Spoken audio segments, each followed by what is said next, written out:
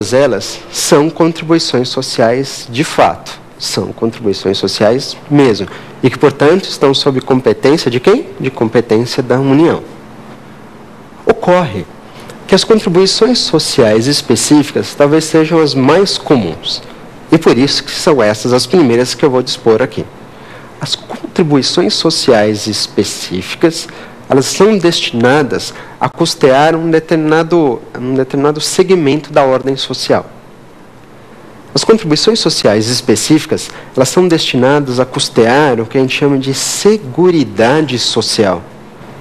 Tudo bem, contribuição social específica é toda aquela que tem por objetivo custear a seguridade social.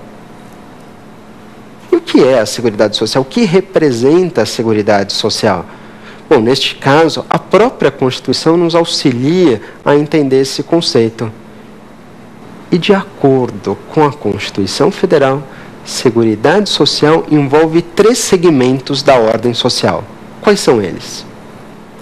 A seguridade social, ela envolve a saúde, a assistência social e a previdência social.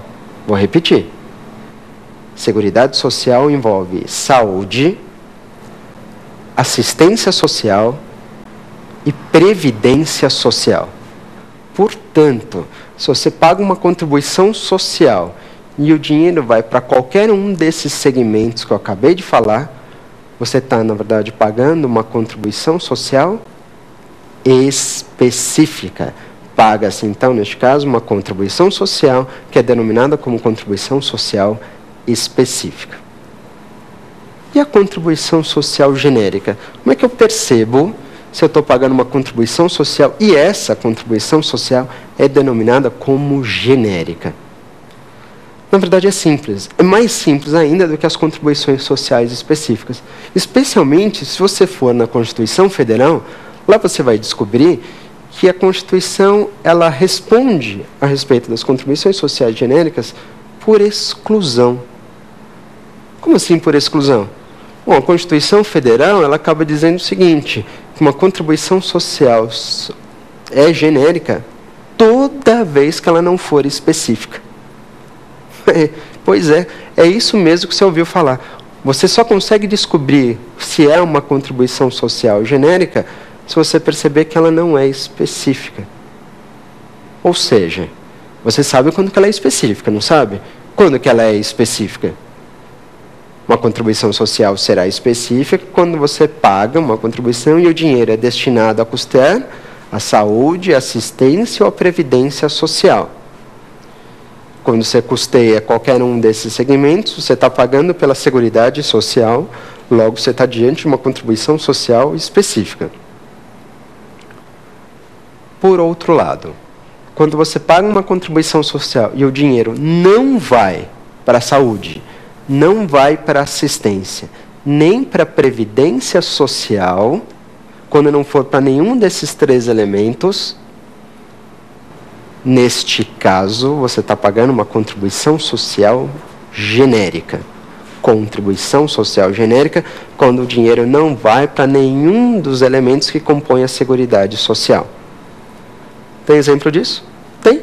Neste caso, talvez o exemplo mais conhecido seja o chamado salário-educação.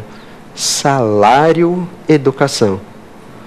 Salário-educação, então, é uma contribuição? É. Que tipo de contribuição? Contribuição social genérica. Contribuição essa paga pelo empregador, pelas empresas, e o próprio nome já diz. Se é o salário-educação, para onde deve ser destinado esse dinheiro? Deve ser destinado justamente para manutenção e desenvolvimento do ensino. Vocês perceberem, então, claramente a diferença entre uma contribuição social específica e uma contribuição social genérica. Lembrando, e para a gente arrematar esse assunto, e vale a pena, a contribuição social específica, para quem estiver prestando o exame da ordem, quem estiver pensando em concurso público, ela é a mais interessante de todas. E por que isso? Porque a contribuição social específica, ela tem um regime jurídico que foi especialmente disciplinado para ela por parte da Constituição Federal. quando você pensa em contribuição social específica, você tem que lembrar de um princípio, chama de princípio da anterioridade, mitigada ou nonagesimal. Um princípio previsto lá no artigo 195, parágrafo 6º da Constituição Federal, que é exclusivo para quem? Exclusivo para as contribuições sociais específicas. Diante desse princípio, já ficou claro, as contribuições sociais específicas, uma vez instituídas ou majoradas, elas só precisam aguardar pelo prazo de 90 dias para que possam ser cobradas. Olha, tive condições aqui então de avaliar algumas questões, algumas dúvidas dos nossos alunos, de curiosos a respeito do tema. Lembrando, se você quiser saber um pouquinho mais a respeito desse assunto, de outros, ou quiser mandar a sua dúvida, você pode acessar o nosso site www.lfg.com.br ou então mandar o seu e-mail para provafinal@lfg.com.br. Encerra aqui então o nosso segundo bloco, mas não sai daí, ainda temos nosso terceiro e último bloco, o X da questão.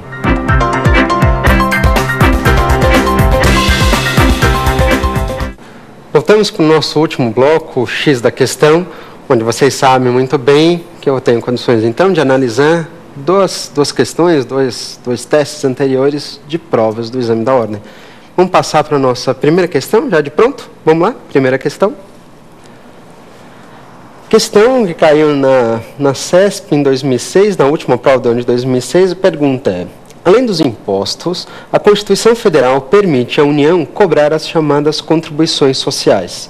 Entretanto, não é permitido à União cobrar contribuição. Alternativas. Não é permitido à União cobrar contribuição, letra A, sobre o lucro das empresas, letra B, destinada à iluminação pública, letra C, sobre o faturamento das empresas, ou letra D, sobre a receita de concursos de prognósticos. E aí? Pergunta bem interessante do exame da ordem, e eu tenho que admitir que é um tipo de questão também bastante favorável para você que está se preparando para concurso público. Você percebe que o teste, num primeiro momento, ele fez uma afirmação, dizendo, olha, as contribuições são cobradas pela União, as contribuições sociais são cobradas pela União. Essa é a afirmação. A pergunta é, então, que tipo de contribuição das relacionadas abaixo, nas nossas alternativas, não é de competência da União? Vocês lembram que eu tive condições no tema do dia de falar um pouquinho sobre isso. E até mesmo no Pergunte ao Professor eu cheguei a comentar também um pouquinho a respeito desse assunto. Por quê? Porque a União é o ente político que mais contribuições tem sob sua competência. Mas isso não quer dizer, por outro lado, que só a União pode cobrar contribuição. Não. Outros entes poderão cobrar e têm contribuição, inclusive que nem sob a competência da União pertence. Vamos voltar para as alternativas, então, e responder pontualmente uma a uma. Vamos lá? Voltando para as alternativas.